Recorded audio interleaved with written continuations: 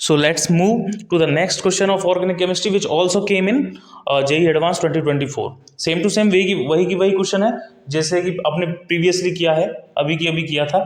PQRS fragment दे रखे हैं, एक एक फ्रेगमेंट से आपको प्रोडक्ट निकालना है और वो प्रोडक्ट दी गए प्रोडक्ट्स के साथ मैच कर देना है, ठीक है। और ऑनलाइन वालों से एक हमारी हेल्प है, बस ये आपको एक हेल्प करनी है हमारी कि आपको यदि वीडियो हेल्पफुल लगती है तो आप इसके नीचे कमेंट करें, जिससे हमारी टीम को मोटिवेशन मिले और आपको इसी तरह से क्वेश्चन को फ्रेम करके आप तक पहुंचाती रहे। Thank you. तो चलो बेटा क्वेश्चन पर चलते हैं हम और पी को सॉल्व करते हैं पहले और पी का प्रोडक्ट निकाल लेते हैं। तो पी में क्या दे रखा है, पी फ्रेगमेंट में हमको दे रखा है बेटा मोल्टेन H2 के साथ रिएक्शन करवा रखी है किसकी, बेंजीन सल्फोनिक एसिड।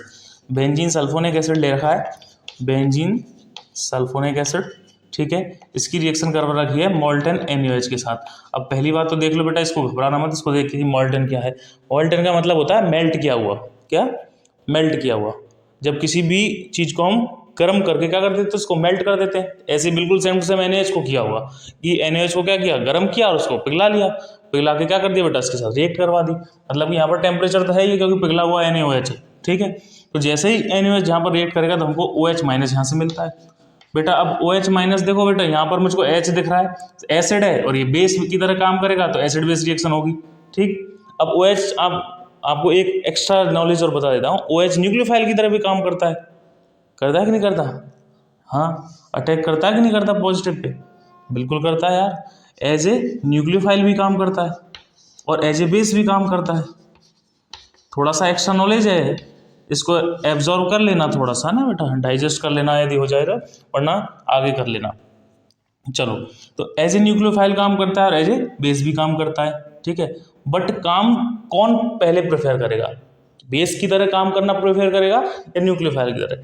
ये एक छोटा सा एनर्जी डायग्राम में बता देता हूँ, उससे आपको क्लियर हो जाएगा कि ये जो एनर्जी डायग्राम में जो सबसे नीचे जो रिएक्शन होती है वो होती है एसिड बेस।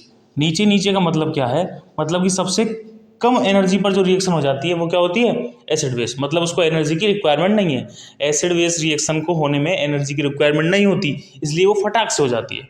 बिल्कुल आपकी तरह कि आप क्या चाहते हैं, मेरे को जेई क्रैक करनी है लेकिन मेरे को कम एफर्ट लगाना पड़े। ऐसा तो पॉसिबल नहीं है, लेकिन चाहते तो यही है, हम चाहते हमेशा वही हैं क्या, कि जिसमें कम एफर्ट लगाना पड़े, हमारी एनर्जी कम लगानी पड़े और वो हमको मिल जाए। तो बिल्कुल एसिड बेस यहाँ पे OH माइनस क्या देखेगा, वही देखेगा जैसा हम देखते हैं कि सबसे लोअर एनर्जी पे जो रिएक्शन होनी होती है उसी को सबसे पहले प्रेफर करता है। तो सबसे लोअर एनर्जी पे कौन सी रिएक्शन हो जाती है, एसिड बेस होती है। तो सबसे पहले ये देखता है कि एसिड बेस रिएक्शन तो नहीं हो रही है, ठीक है।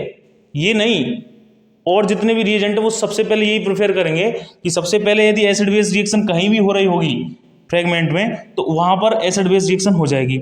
उसके बाद होती है बेटा एडिशन रिएक्शन ऑन एल्कीन। ये भी क्या होती है बेटा, लोअर एनर्जी पर हो जाती है। इससे ऊपर एनर्जी पर होती है बेटा सब्स्टिट्यूशन रिएक्शन। ये टाइप ऑफ रिएक्शंस बता रहा हूँ। और सबसे हायर एनर्जी पे जो होती है बेटा वो होती है एलिमिनेशन रिएक्शन। कौन सी रिएक्शन, एलिमिनेशन रिएक्शन, ठीक है। मतलब कि एलिमिनेशन रिएक्शन के लिए बहुत ज़्यादा एनर्जी देनी पड़ेगी, तब जाकर क्या होगा बेटा, कोई भी एटम या एलिमेंट क्या होगा वहाँ से एलिमिनेट होगा। तो बेटा ये एनर्जी प्रोफाइल याद रखना है आपको। यदि सबसे पहले कहीं एसिड बेस दिख रही है तो एसिड बेस करवाओ, उसके बाद यदि एसिड बेस दिख रही है तो एडिशन की सोचो, एडिशन हो जाएगा क्या एल्कीन पे, या फिर सब्स्टिट्यूशन, या फिर एलिमिनेशन सबसे लास्ट ऑप्शन होता है क्योंकि वो हाई एनर्जी में होता है। एनर्जी आपको पता है, एलिमिनेशन में एनर्जी आपने देखी है, जब क्या बना होता है बेटा, ऐसे डब्बा सा बना होता है इस तरह का, तभी एनर्जी क्या होता है बेटा, एनर्जी मिलती है, तभी एलिमिनेशन रिएक्शन होती है। NaOH के साथ ऐसे डब्बा दे देता है तो मतलब क्या करवाते हो आप, सब्स्टिट्यूशन को छोड़ देते हो और एलिमिनेशन करवा देते हो। ये सारी चीजें आपने रिएक्शन मैकेनिज्म में पढ़ी होगी। चलो बेटा यहाँ पर तो कौन सी रिएक्शन होगी, एसिड बेस। ये एसिड है और ये बेस की तरह रिएक्ट करेगा किसकी तरह रिएक्ट करेगा, बेस की तरह रिएक्ट करेगा, तो एसिड बेस रिएक्शन हो जाएगी। और यहाँ पे क्या बन जाएगा बेटा, बेंजीन सल्फोनेट बन जाएगा बेटा।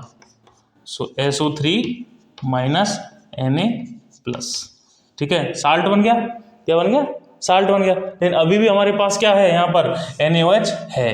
तो NaOH फिर से रिएक्ट करेगा और हाई टेम्परेचर पर दे रखा है बेटा, हाई टेम्परेचर यहाँ पर दे रखा है। तो हाई टेम्परेचर पर NaOH इसके साथ साल्ट के साथ रिएक्ट करेगा और यहाँ पर आपको मिल जाएगा ये, अब क्या बोलते हैं इसको, सोडियम फिनॉक्साइड। क्या बोलते हैं बेटा, सोडियम फिनॉक्साइड। लिख देता हूँ, सोडियम फिनॉक्साइड मिल जाता है, फिनॉक्साइड, ठीक है, सोडियम फिनॉक्साइड मिल जाता है। जब हाई टेम्परेचर पर इस साल्ट को हम क्या करते हैं, NaOH के साथ रिएक्ट करवाते हैं तो सोडियम फिनॉक्साइड मिल जाता है। ये सारी चीज़ें NCERT में जो की त्यों लिखी हुई हैं, आप जानते हैं इन चीज़ों को, और नहीं जानते तो NCERT पढ़ लेना, ठीक है, और पढ़ा करो, ठीक है, ऐसे बैठे मत करो। NaOH ये सोडियम फिनॉक्साइड के साथ रिएक्ट करवा दिया, सोडियम फिनॉक्साइड सॉरी बन गया इसके साथ, जब हमने NaOH को रिएक्ट करवाया सॉल्ट के साथ। अब बेटा H3O+ दे रखा है तो एसिड क्या हो जाएगा बेटा, हाइड्रोलाइसिस हो जाएगा। एसिडिक हाइड्रोलाइसिस होने पर बेटा ये तो भाग जाएगा और यहाँ पर H लग जाएगा, मतलब कि फाइनल प्रोडक्ट जो मुझको मिलेगा यहाँ से वो मिलेगा हमको फिनॉल। क्या मिलेगा बेटा, फिनॉल मिल जाएगा, ठीक है। ये स्टेप कंप्लीट हुआ। इस स्टेप में, पूरे स्टेप में आपको पता लग गया होगा कि सोडियम जो एसिड है, ये बेंजीन सल्फोनिक एसिड जो है वो फाइनली किस में चेंज हो जाएगा, फिनॉल में चेंज हो जाएगा, ठीक है। अब जो नेक्स्ट स्टेप है वो है बेटा कंसंट्रेटेड HNO3 के साथ रिएक्ट करवाना है। अब कंसंट्रेटेड HNO3 जो मिलता है हमको देता है क्या बेटा, एक इलेक्ट्रोफाइल देता है NO2+। क्या देता है ये, NO2+ देता है, क्योंकि वाटर है ही है तो H+ के साथ रिएक्ट करके हमको क्या निकाल देगा, NO2+ इलेक्ट्रोफाइल देगा। अब ये NO2+ जो होगा बेटा इस बेंजीन रिंग पर रिएक्ट करेगा, ठीक है। अब बेटा ये NO2 जो है किससे निकला है, कंसंट्रेटेड NO2 से निकला है, मतलब हमारे पास भर भर के NO2 है, मतलब कि भर भर के NO2 है। जहां जहां पर यहाँ पर इसको इलेक्ट्रॉन डेंसिटी दिखेगी हाई, वो वहां पर चिपक जाएगा, NO2 वहां पर चिपक जाएगा। अब इलेक्ट्रॉन डेंसिटी कैसे देखेंगे यहाँ पर, तो बेटा इस ग्रुप के थ्रू देखेंगे इलेक्ट्रॉन डेंसिटी को। अब OH ग्रुप जो होता है वो क्या होता है बेटा, +M ग्रुप होता है। +M group in the sense कि ये बेंजीन रिंग में इलेक्ट्रॉन को डोनेट कर रहा होगा। तो बेंजीन रिंग में जब इलेक्ट्रॉन को डोनेट कर रहा होगा तो बेटा बेंजीन के पास क्या होगी, इलेक्ट्रॉन डेंसिटी हाई रहेगी। अब हाई कहाँ कहाँ पर, कौन सी पोजीशन पर होगी, एक तो ऑर्थो पोजीशन पर होगी और एक पैरा पोजीशन पर होगी, ठीक है। पता है ना रेजोनेंस पे कहाँ पे चार्ज आएंगे, माइनस वाले, एक तो ऑर्थो पे आएंगे और एक पैरा पर आएंगे। तो इन दोनों पोजीशन पर क्या हो जाएगी बेटा, हमारी इलेक्ट्रॉन डेंसिटी हाई हो जाएगी, मतलब ये भी है ऑर्थो पोजीशन इसका। तो इन तीनों पोजीशन पर क्या होती है, इलेक्ट्रॉन डेंसिटी हाई हो जाती है। अब भर भर के NO2+ है, भर भर कंसंट्रेटेड का मतलब भर भर के है, भर भर के NO2+ होगा और ये क्या है, किसकी तरह काम करेगा, इलेक्ट्रोफाइल की तरह। यहाँ पर कहाँ बेंजीन रिंग पर जहाँ जहाँ इलेक्ट्रॉन डेंसिटी होगी वहाँ पर ये जुड़ जाएगा। और बेटा ये NCERT में लिखा हुआ भी है कि फिनॉल के साथ कंसंट्रेटेड HNO3 को जब रिएक्ट करवाते हैं तो बेटा पिक्रिक एसिड मिलता है। आ गया याद, इसको क्या बोलते हैं, पिक्रिक एसिड बोलते हैं पिक्रिक एसिड बोलते हैं, ठीक है। यहाँ पर देख लो यही फाइनल प्रोडक्ट है, पिक्रिक एसिड बनता है तो ये प्रोडक्ट बन गया पी का हमारे पास, ठीक है। इसी तरह से एक एक को मैं डिटेल्स में आपको सॉल्व करवा रहा हूँ, बस आपको पिछली चीज़ों को याद करवाता हुआ चल रहा हूँ, जिससे आप जो मैंने पढ़ाया हुआ है उसको आप वापस से रिकॉल कर लें, ठीक है बात। और ऑनलाइन वालों को थोड़ा सा हेल्प हो जाए कि यहाँ पर किस तरह से सॉल्व किया गया है। तो पी मेरा फ्रेगमेंट इस तरह से कंप्लीट होता है। तो नेक्स्ट मूव करते हैं बेटा क्यू फ्रेगमेंट की तरफ। सो हमको क्यू फ्रेगमेंट इस तरह का कुछ दिया हुआ है, आपको दिख रहा होगा नाइट्रोबेंजीन को 6 रिएजेंट के साथ रिएक्ट करवा रखा है। हम सोच रहे होंगे सर यार फिर से क्या दे दिया है, 6 फ्रेगमेंट, 6 रिएजेंट एक के साथ फिर से रिएक्ट करवाओ, कितना टाइम कंज्यूमिंग है। तभी JEE एडवांस है ना, तभी तो JEE एडवांस है, फिर नीट ही दे लेते। चलो आ जाओ एक एक को फिर से सॉल्व कर दें, फिर डिटेल्स के साथ सॉल्व करेंगे फिर से, ठीक है। पहला है नाइट्रोबेंजीन, उसके साथ रिएक्शन करवा रखी है अपनी कंसंट्रेटेड HNO3 और H2SO4। इसका क्या काम है ना, डायरेक्ट बताते हैं लोग बाग, लेकिन अपन थोड़ा सा डिटेल ले लेते हैं। H2SO4 जो है अपने को दे देता है बेटा H+ एसिड है, ठीक है। और HNO3 जो होता है वो हमको कुछ इस तरह का दिखता है, ठीक है, OH। अब इसके पास लोन पेयर है, इस H+ को ले लेगा और H+ को लेके क्या बना देगा, यहाँ पर हमको ये मिल जाएगा डबल बॉन्ड O+, ऑक्सीजन के प्लस आ जाएगा और HH यहाँ पे हो जाएंगे। अब ऑक्सीजन के पास पॉजिटिव आ गया, हाईली इलेक्ट्रोनेगेटिव एलिमेंट के पास जब पॉजिटिव आ जाता है तो वो और ज़्यादा क्या हो जाता है बेटा, पागल हो जाता है इलेक्ट्रॉन के लिए, डेस्परेट हो जाता है। तो क्या करता है ये, इस बॉन्ड से इलेक्ट्रॉन को छीन लेता है और अलग हो जाता है in the form of H2O। तो क्या निकल जाएगा यहाँ से, H2O बाहर निकल जाता है और हमारे पास क्या बच जाता है, बहुत बढ़िया सा NO2+। क्या बन जाता है, NO2+, इलेक्ट्रोफाइल मिल जाता है हमको NO2+। तो इसका पूरे का काम क्या है बेटा, NO2+ जनरेट करना, ठीक है। अब NO2 की रिएक्शन, NO2 प्लस की रिएक्शन करवानी है मान इससे इससे किससे, नाइट्रोबेंजीन से, सीधी सी बात है। तो नाइट्रोबेंजीन ले लेता हूँ, ठीक है, इसको मैं इरेज कर देता हूँ 2 मिनट पूरा यहाँ से। देखो नाइट्रोबेंजीन लेता हूँ NO2, ये हमारे पास नाइट्रोबेंजीन ले ली मैंने, ठीक है, इसकी रिएक्शन इसके साथ करवाई, NO2 प्लस मिल रहा है। NO2 प्लस का मतलब है, NO2 प्लस मतलब इलेक्ट्रोफाइल।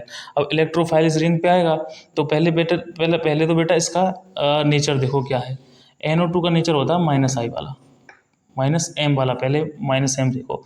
माइनस एम का मतलब क्या है कि ये रिंग पे से क्या कर रहा होगा, इलेक्ट्रॉन को विड्रॉ कर रहा होगा, इलेक्ट्रॉन को खींच रहा होगा।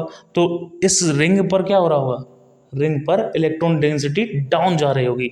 और किस किस पोजीशन पर डाउन जा रही होगी बेटा, ऑर्थो पर जा रही होगी और पैरा पर जा रही होगी, मेटा पर कुछ नहीं होता है। मतलब कि NO2 जो ग्रुप है वो क्या है, मेटा डायरेक्टिंग ग्रुप है। और मेटा डायरेक्टिंग है, ऑर्थो पैरा डायरेक्टिंग है, इसका पता किससे लगता है, जहाँ पर इलेक्ट्रोफाइल बेंजीन रिंग पर जुड़ता है।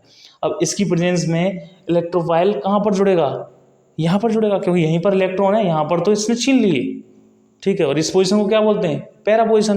तो जहाँ पर इलेक्ट्रोफाइल आके जुड़ता है बेंजीन रिंग पर, और जिसकी वजह से जहाँ पर जुड़ता है उसी को ही क्या बोलते हैं बेटा, उसका डायरेक्टिंग ग्रुप बोलते हैं, या डायरेक्शन बोलते हैं।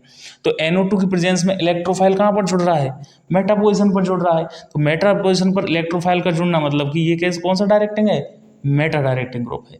यदि NO2 ऑर्थो और पैरा पर जुड़ता और यहाँ पर प्लस M वाला कोई ग्रुप होता तो ये कौन सा डायरेक्टिंग ग्रुप होता है, यहाँ पर ऑर्थो पैरा डायरेक्टिंग ग्रुप। मतलब आप समझ गए होंगे, जो ऑर्थो और पैरा डायरेक्टिंग जो ग्रुप हैं, मेटा डायरेक्टिंग ग्रुप जो है ये किसके बेस पे डिफाइन होता है, ये डिफाइन होता है बेटा इलेक्ट्रोफाइल कहाँ पर जुड़ता है, बेंजीन रिंग पे, ठीक है। तो NO2 की प्रेजेंस में कहाँ पर जुड़ेगा बेटा, मेटा पोजीशन पर जुड़ेगा, क्योंकि ये रिंग से इलेक्ट्रॉन को विड्रॉ कर रहा है। तो यहाँ पर मैं NO2 को जोड़ देता हूँ, ठीक है बेटा। देखो आपको एक एक बड़े क्वेश्चन को बड़े प्यार से करवा रहा हूँ, एक एक अच्छी चीज़ खोल खोल के बता रहा हूँ, तो आप भी थोड़ा सा खोल दो सब चीज़, मतलब कि दिमाग को। SnHCl आपको बेटा दूसरा स्टेप दे रखा है यहाँ पर, तो दूसरा स्टेप यहाँ पर आपको दे रखा है SnHCl। Sn क्या होता है बेटा, मेटल होता है। मेटल का क्या काम होता है, मेटल किसको बोलते हैं, जो इलेक्ट्रॉन डोनेट करते हैं। तो इलेक्ट्रॉन डोनेट करेगा, और इलेक्ट्रॉन डोनेट करेगा मतलब कि मेटल का ऑक्सीडेशन हो जाएगा। Sn जो है वो इलेक्ट्रॉन डोनेट कर देगा। देखो एक एक चीज़ खोल रहा हूँ यहाँ पर, ठीक है। Sn क्या करेगा, इलेक्ट्रॉन डोनेट कर देगा जैसे, तो इस पर क्या आएगा, पॉजिटिव चार्ज आएगा, इस पर नेगेटिव, मतलब इसका ऑक्सीडेशन हो गया। तो ये इलेक्ट्रॉन कहीं दूसरे पर जाएगा, और दूसरे पर जाएगा तो दूसरे को क्या कर देगा, रिड्यूस कर देगा। मतलब कि SnHCl जो है वो किसकी तरह काम करेगा, रिड्यूसिंग एजेंट की तरह काम करेगा, ठीक है बेटा। खोल के रख दिया पूरा खेल, ठीक है। तो NO2 यहाँ पर और NO2 यहाँ पर, इनको जब रिड्यूस करते हैं तो क्या बनती है, अमाइन बनती है, NH2 बन जाता है। यहाँ पर भी क्या बन जाता है, NH2 बन जाता है, ठीक है। चलें नेक्स्ट स्टेप में, NaNO2 और HCl, बहुत बढ़िया, सबको आता होगा। जब यहाँ पर NH2 दिख जाता है बेंजीन रिंग के ऊपर और NaNO2 दिख जाता है तो क्या बन जाती है, डायजोनियम सॉल्ट बनता है। क्या बनता है, डायजोनियम सॉल्ट। इसको खोलने की जरूरत भी नहीं है, क्या बनता है, डायजोनियम सॉल्ट बनता है। तो N2 प्लस Cl यहाँ पे बन जाएगा, और N2 प्लस Cl यहाँ पे बन जाएगा, ठीक है। वही बात, H2O दे रखा है, N2O प्लस दे रखा है। तो बेटा जब बेंजीन डाईएजोनियम की रिएक्शन H2O के साथ करवाते हैं तो बेटा जहाँ पर डाईएजोनियम होता है वहीं पे क्या बन जाता है, OH ग्रुप लग जाते हैं, ठीक है। ये प्रोडक्ट आ गया। अब वापस से क्या दे रखा है, कंसनट्रेटेड HNO3 और कंसनट्रेटेड सल्फ्यूरिक एसिड H2SO4। आपको पता ही चल गया होगा, मैंने पहले ही बता दिया था। ये दोनों किसका काम करते हैं, किसका काम क्या था, NO2 प्लस को जनरेट कर देते हैं, मतलब कि इलेक्ट्रोफाइल को जनरेट कर देते हैं। अब इलेक्ट्रोफाइल यहाँ पर जुड़ेगा, और आपको पता है OH की प्रेजेंस में कंसनट्रेटेड HNO3 जो होता है वो पिक्रिक एसिड की तरह जुड़ता है। मतलब जितने भी आपको यहाँ पर क्या दिखेंगे, इस रिंग पर नेगेटिव चार्ज जहाँ पर ज़्यादा दिखेगा वहीं पे क्या जुड़ जाएगा, NO2 जुड़ जाएगा। कंसनट्रेटेड है, खूब सारा NO2 है, बेटा कहाँ पर जुड़ेगा, ये भी प्लस M ग्रुप है, ये भी प्लस M ग्रुप है, ये भी ऑर्थोपैरा डायरेक्टिंग है, ये भी ऑर्थोपैरा डायरेक्टिंग है। इसका ऑर्थोपैरा ये दो, ये इसका ये दो, और ये इसका ऑर्थो कितना है, ये रहा, और इसका पैरा कितना है, ये रहा। इसका ऑर्थो ये रहा, और इसका पैरा कितना है, ये रहा। तो इन तीनों पोजीशन पे NO2 और NO2 जुड़ जाएगा। ये अपना फाइनल प्रोडक्ट आ जाएगा, ये अपना फाइनल प्रोडक्ट आ जाएगा ये। ठीक है, अब इसको आप मैच करो, इसको मैच करेंगे तो शायद फिफ्थ वाला, हाँ तो Q लिख देता हूँ मैं फिफ्थ वाले के साथ। ठीक है, इस तरह से आप PQ हो गया। अब R की तरफ चलते हैं। R क्या लाता है अपने पास, कौन सा फ्रेगमेंट है? R फ्रेगमेंट में आपको ये रिसोर्सिनॉल दे रखा है। इसको क्या बोलते हैं? रिसोर्सिनॉल। क्या बोलते हैं? रिसोर्सिनॉल। क्या बोलते हैं? रिसोर्सिनॉल। ये है अपना रिसोर्सिनॉल। रिसोर्सिनॉल की रिएक्शन करवा रखी है कंसनट्रेटेड H2SO4 और कंसनट्रेटेड HNO3 के साथ। फिर लास्ट में दे रखा है H3+। बड़ी छोटा सा फ्रेगमेंट है, अभी 2 मिनट में इसको सॉल्व कर देते हैं। रिसोर्सिनॉल H2SO4 के साथ रिएक्ट करता है। पहले बात तो आपको याद रखो कि सिर्फ जब वो फिनॉल होता है और H2SO4 के साथ जब रिएक्शन करवाते हैं इसकी, तो क्या बनता है बेटा? एक तो पहली बात तो देखो कौन सा डायरेक्टिंग ग्रुप है, ये है अपना +M है। +M है तो मतलब कि यहाँ पर और यहाँ पर नेगेटिव चार्ज बढ़ा देगा, इलेक्ट्रॉन डेंसिटी को इंक्रीज कर देगा। ठीक है, मतलब कि आने वाला जो इलेक्ट्रोफाइल है, जो भी इलेक्ट्रोफाइल है वो कहाँ पर जुड़ेगा? ऑर्थो और पैरा पर जुड़ेगा। मतलब ये कौन सा डायरेक्टिंग है? ऑर्थो पैरा डायरेक्टिंग है। अब H2SO4 कंसनट्रेटेड से हमको क्या मिल जाएगा? SO3H+ मिल जाएगा। ये वाला इलेक्ट्रोफाइल मिलने वाला है हमको यहाँ पर, और हमको यहाँ पर इसको जोड़ना है। तो बेटा देखो आपको बता देता हूँ, जब आप नॉर्मल फिनॉल के साथ H3O+ को जोड़ते हैं, SO3+ को जोड़ते हैं, तो कहाँ पर जुड़ता है? एक तो ये यहाँ पर इसकी यील्ड आती है और एक यहाँ पर इसकी यील्ड आती है। मतलब 2 जगह पे हमको ये मिलता है। ये तो कहाँ पर मिलेगा? ऑर्थो पे और पैरा पे मिलता है। रिसोर्सिनॉल भी तो यही है, रिसोर्सिनॉल भी तो यही है। देखो इसको मैं लगा देता हूँ, OH और OH है तो यही। ठीक है, तो बेटा यहाँ पे जुड़ेगा तो कहाँ पर? SO3। इससे मिलेगा क्या हमको? इससे मिलेगा हमको SO3+H। ये इलेक्ट्रोफाइल, ये जोड़ना है यहाँ पर। अब देखो जोड़ना कहाँ पे? इसका ऑर्थो पैरा डायरेक्ट कहाँ पे? येरा और येरा। इसका येरा और येरा, यहाँ पे जोड़ना है। लेकिन बेटा जुड़ेगा कहाँ पे? सिर्फ एक ऑर्थो और पैरा पे। तो बेटा यहाँ पे जोड़ूँ और यहाँ पे जोड़ूँ, या फिर यहाँ पे जोड़ूँ यहाँ पे जोड़ूँ? तो बेटा इनका आई इफेक्ट देख लेते हैं। इसका -I इफेक्ट है और इसका भी -I इफेक्ट है। मतलब यदि मैंने यहाँ पर जोड़ा तो ये -I से यहाँ से इलेक्ट्रॉन विड्रॉ कर रहा है। ठीक है, और यहाँ से ये इलेक्ट्रॉन विड्रॉ कर रहा है। मतलब कि इन दोनों की कंपैरिजन में ये वाली जो पोजीशन है वो लेस इलेक्ट्रॉन डेंसिटिक है, यहाँ पर इलेक्ट्रॉन डेंसिटी कम है। तो इन दोनों पोजीशन पर क्या है? इलेक्ट्रॉन डेंसिटी ज़्यादा है, तो SO3H हमारा यहीं पर जुड़ेगा। तो ये स्टेप इस तरह से सॉल्व हुआ। और OH के साथ मैंने यहाँ पर क्या कर दिया बेटा? SO3H को यहाँ पे जोड़ दिया और एक SO3H को यहाँ पर जोड़ दिया। नेक्स्ट स्टेप पे चलते हैं, कंसनट्रेटेड HNO3। आपको बता बेटा क्या देता है? NO2+। अभी कर रहे थे, NO2+ इलेक्ट्रोफाइल देता है। जब NO2+ इलेक्ट्रोफाइल जाएगा तो बची एक ही जगह, वही ये वाली। यहाँ पर क्या करना है बेटा? इसको जोड़ देना है। पता है ना बेटा, ये +M ग्रुप है ये भी और ये भी है, तो ये इलेक्ट्रॉन डेंसिटी तो है ही ऑलरेडी पहले से ही, इतनी कम भी नहीं कि जुड़ेगा नहीं कोई। तो OH यहाँ पे और ONO2 यहाँ पे जुड़ जाएगा, और SO3H इधर है ये और SO3H इधर है ये। और आपको पता है बेटा, जब यहाँ पर एसिडिक हाइड्रोलाइसिस करवा देते हैं तो बेटा SO3H क्या होता है? हट जाता है यहाँ से, और हमारे पास H लग जाता है वेन की रिंग पर। तो OH यहाँ पर, OH यहाँ पर और NO2 यहाँ पर, ये हमारे पास फाइनल प्रोडक्ट आ जाएगा। इनमें से कौन सा है? ये वाला। तो PQR वाला ये हो गया। ठीक है, लास्ट वाले PQRS वाले पे चलते हैं। S वाला हमारे पास कौन सा फ्रेगमेंट दिया हुआ है उसको तुरंत सोल्व करते हैं और इस क्वेश्चन को सम अप करते हैं। S फ्रेगमेंट की तरफ चलते हैं और आपको क्या दे रखा है? S फ्रेगमेंट में टॉलुइन दे रखा है, KMnO4 के साथ रिएक्ट करवा रखा है। ठीक है भाई, तो एक एक स्टेप को फिर से वापस से करते हैं और देखते हैं क्या बनता जा रहा है। देखो आपको एक बात बता देता हूँ, KMnO4 जो होता है वो बिगेस्ट ऑक्सीडाइजिंग एजेंट है। ठीक है, जब तक मिथाइल ग्रुप रहेगा, मतलब टॉलुइन के मिथाइल पे H रहेगा, इसको मैं कुछ इस तरह से लिख देता हूँ CH3। जब तक H रहेंगे तब तक ये KMnO4 इसका ऑक्सीडाइज करता रहेगा, और ऑक्सीडाइज करके इसको किस में चेंज करता रहेगा? COOH ग्रुप में चेंज करता रहेगा। ये बात याद रखो बस। ठीक है, तो मतलब पहला स्टेप जो है यहाँ पर CH3 को किस में कन्वर्ट कर देगा, COOH ग्रुप में कन्वर्ट कर देगा। चलो नेक्स्ट स्टेप पे, कंसनट्रेटेड HNO3 और H2SO4, आपको सबको पता है ये क्या जनरेट करता है, NO2 जनरेट करता है, NO2 प्लस इलेक्ट्रोफाइल जनरेट करता है। अब NO2 यहाँ पर कहाँ पर जुड़ेगा बेंजीन रिंग में, ये डिपेंड करता है ये कौन सा डायरेक्टिंग ग्रुप है। आपको पता है COOH जो होता है -M इफेक्ट दिखाता है, -M दिखाएगा तो ऑर्थो और पैरा जो पोजीशन होंगी वो इलेक्ट्रॉन डेफिशिएंट हो जाएंगी, और आपको पता है ये इलेक्ट्रॉन से प्यार करेगा, इलेक्ट्रोफाइल है, तो कहाँ पर जाके जुड़ेगा, मेटा पोजीशन पर जाके जुड़ेगा, किस पर, मेटा पोजीशन पर। और बेटा कंसनट्रेटेड है तो भर भर के NO2 है, तो NO2 यहाँ पे भी लग जाएगा मेटा पे, और यहाँ पे भी हमको NO2 मिल जाएगा, दो जगह लग जाएगा। तो दूसरा स्टेप भी कंप्लीट हो गया। अब तीसरा स्टेप चलते हैं। तीसरा स्टेप SOCl2 और अमोनिया, वेरी गुड, बहुत अच्छा दिख गया।